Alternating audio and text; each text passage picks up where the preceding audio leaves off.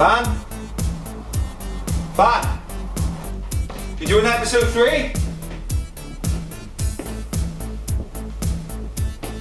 Fan?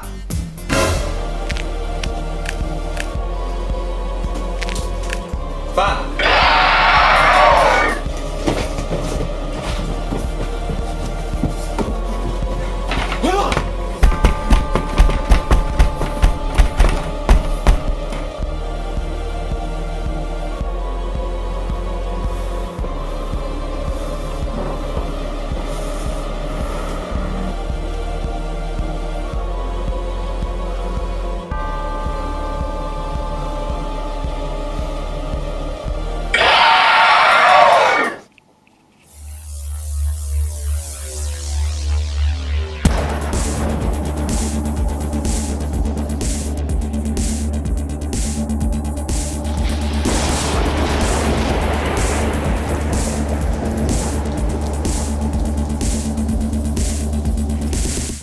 Okay, welcome to Retrobusters. We're going to see Dan today, who owns a shop called Reform Retro. He's a good friend. We're going to go check out his shop, see what he's got. Let's go to Newbridge.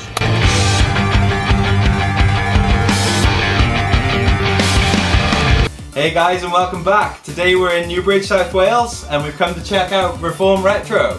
This is Dan. He's going to tell us a little bit about the shop. I'm Dan. I'm the owner of Reform Retro. Established it back in 2014. Had a small table in Blackwood, Emily's Indoor Market, where I first set up. Went from there. It was proving to be quite popular. Moved into the market. A year after that, 2015, went to the Indoor Market shop, and that's where I met you. That's right. Yeah, I used to actually shop at his shop up in the Indoor Market. It was one of the first sort of places around this local area that I checked out. I was very impressed. The games were awesome. Yeah, it was very cool. I was impressed with your collection. I still am. So yeah, it was really good. So what happened when you shut up there then? So what happened? It was a bit of a take a break. It was obviously myself just running the business at the time, and obviously exhausted on a young family as well, and a full-time job on top of that. So I thought, let's just have a break and go and recollect again, and build some more stock and go again. But this time I wanted to go on different location, better transport links. We're next to a train station, obviously down the road. Yeah, it makes sense. Yeah, I've got to be honest, this shop is really cool. It's sort of small, but it's big enough. There's plenty of games to choose from, you can't go wrong. And like you see here, there's plenty of cool stuff. You know, it's worth checking out. So yeah. So what sort of stuff started you off on gaming then? And you know, how did you end up going into a gaming business? I think it all started where you go so far away to like the Newport area, Pontypridd area. There's not enough local shops around other towns. So I thought I'd start up there. It all came about though when I went to Bristol to collect an arcade machine, which is in the background, which you'll see later on. We'll check that out a bit later on. And it all started from there. And then all of a sudden it blew up, and then I had my own console in there. And I thought I love the fact of having my own console in an arcade machine. Yeah. And you know, getting that nostalgia back to retro gaming.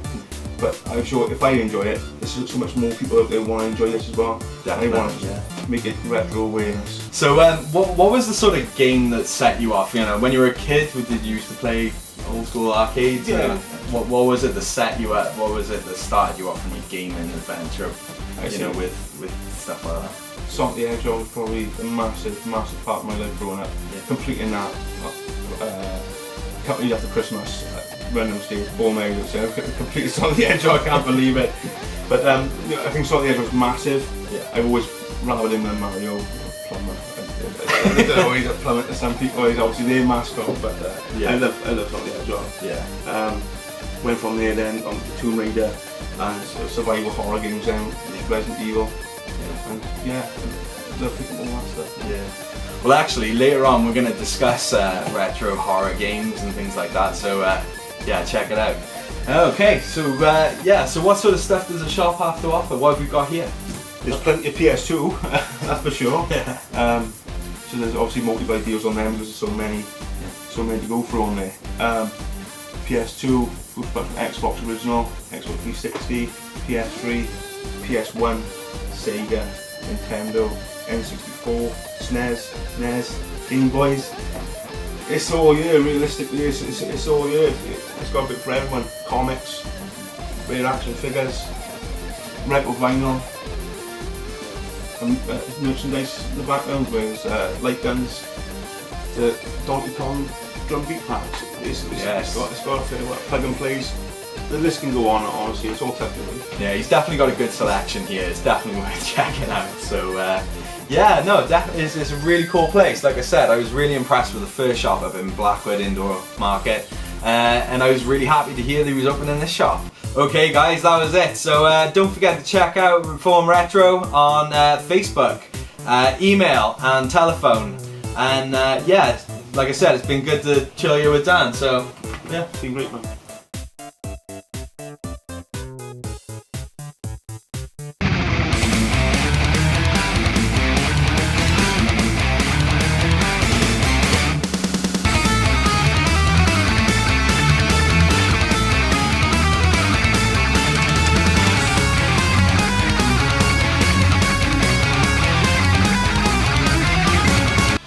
okay, so today we're in Cheddar and we're checking out the boot sale down there. Now this place is a little bit different than the others. It actually has a market attached to it, which is pretty cool. A little indoor market type thing. So yeah, it was a bit different. Okay, so we're walking around and straight away the first thing that catches my eye is a PlayStation 1, the original PlayStation. So we go over to the guy's booth. He's got a couple of various different things. He had a couple of DS games there. He had an original PlayStation with a stack of games, things like that.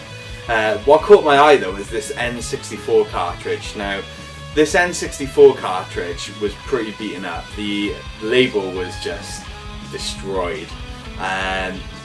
Anyway, I just thought, you know, I quite like the look of this, and it's not something you usually see when you're going out and about at boot sales. You know, PlayStation is pretty evident when you're out and about sort of thing, but I never usually see N64. So I asked the guy how much he wanted, and he was looking for like 50p for this cartridge. So I thought it was, you know, worth it just to check it out, just to see what it was. And when I picked it up, we were walking away, and I looked on the back, and it actually said Rainbow Six. Rainbow Six is like a tactical shooter, you know, very similar to sort of James Bond type thing. You're walking around and you're shooting enemies, and yeah, so I've never actually played it for any of the consoles. I've never really been into shooters, but I fancy giving it a go. So yeah, I picked it up, and like I said, 50p, not going to go wrong. Okay, so we're walking around, checking things out, having a little look around. And then all of a sudden we were coming down, and yeah, there's this massive booth in the middle of the field, and it's just got absolutely tons of games. They had some PlayStations in there, they had some N64 games, some Sega Master System games, some PlayStation Portables, NES, SNES, absolutely everything. Really good selection of games to check through. So looking through anyway. And as I said before, I'm currently collecting for the PSP, so any PSP games that I'm looking for, really, you know, looking to pick up. Come across Alien Syndrome. Alien Syndrome is originally a game that came out on the Sega, and yeah, it was based on an arcade game, and it was a run and gun shooter sort of game. Really cool game, and yeah, they basically remade it for the PSP. It just modernized it a bit. So I didn't have this game, so picked that up and was really chuffed with that. Okay, so another game I found on there was a game called Crush for the PSP. Actually, it's another game that's developed by Sega. In this game, you're in a 3D world, and you're this guy, and you're able to flatten the world that you're in. It goes from like 3D to 2D, and that's how you kind of go around the levels to try and get to where you need to be. I actually haven't played this game yet, but I'm looking forward to playing it. So yeah, really another good find there. Another game I picked up from the same guy was a Castlevania game, a game called Castlevania Adventures. Castlevania is a massive franchise, massive side-scrolling platformer, and came out on lots of different various consoles. I think Nintendo were the first to bring it out though. So yeah, this franchise has been running for a long time by the time this game came out. But basically, yeah, you play a side-scrolling platformer. Really good game. Yeah. Okay, I actually managed to pick up a Fistful of Boomstick, which is an Evil Dead game. I picked up the PS2 version. Evil Dead's like an old school horror film. They did a numerous amount of films. There was Evil Dead 2. Then they went on to Army of Darkness. Also really good films, definitely worth the watch. And they also have recently brought out Ash vs Evil Dead. It's a TV series continuing on from the films, so definitely worth a good watch. I've been rewatching that recently, so that's kind of why I wanted to pick this game up. Again, I haven't actually played it yet, but I'm looking forward to playing it. Okay, so we had a little wander around, and at this point we'd only seen the first two places. There weren't really any other things around, and then we started having a look around this one part of the boot sale where he just had loads of random stuff, and in the middle of it all was literally, I think, 2 or 3 PlayStation games. Really sort of common beat-up games. And then I'd seen this game, Hurdy-Gurdy. I've never seen it before, but it looked kind of horror-esque, so I thought in the name of, Halloween, I'll look it up and pick it up.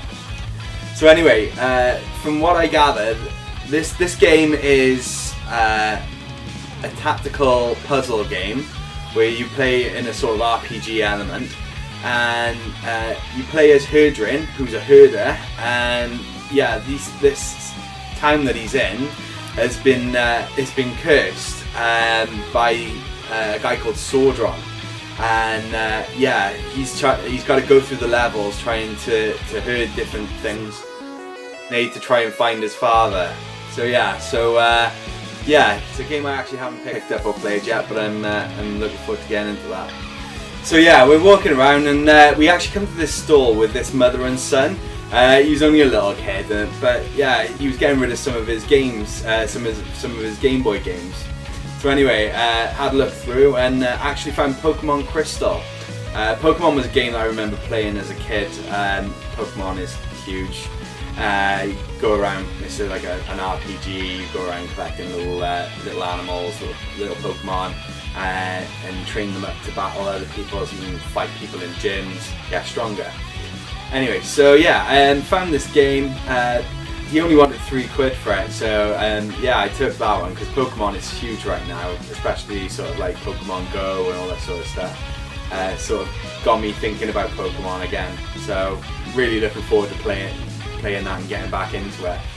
Okay, so we're walking around now, we're checking out some really cool stuff, and yeah, there was a guy there called John who owned a camera place, and we were checking out his sort of stuff. Had really old school retro sort of cameras, loads of like 10mm and various different things. I'm not massive on cameras, but I just thought it was really cool, a bit of history right there. So anyway, so we walk around, we're checking out loads of different stuff, and yeah, I completely forgot about the actual indoor market bit. So we thought we were done, it was the boot sale, and then they're like, oh yeah, there's the market by there.